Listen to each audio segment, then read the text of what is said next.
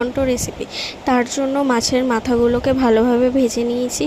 এবার কড়াইয়ে তেল দিয়ে তার মধ্যে 5 ফোড়ন, শুকনো লঙ্কা আর আলুগুলোকে ভালোভাবে ভেজে নেব। তার মধ্যে দিয়ে দেব টমেটো কুচি, তারপর লঙ্কা কুচি দিয়ে ভালোভাবে ভেজে নেব। ভেজে নিয়ে এক এক করে দিয়ে দেব নুন, হলুদ গুঁড়ো, লঙ্কা গুঁড়ো আর ধনে গুঁড়ো দিয়ে ভালোভাবে নাড়িয়ে নেব।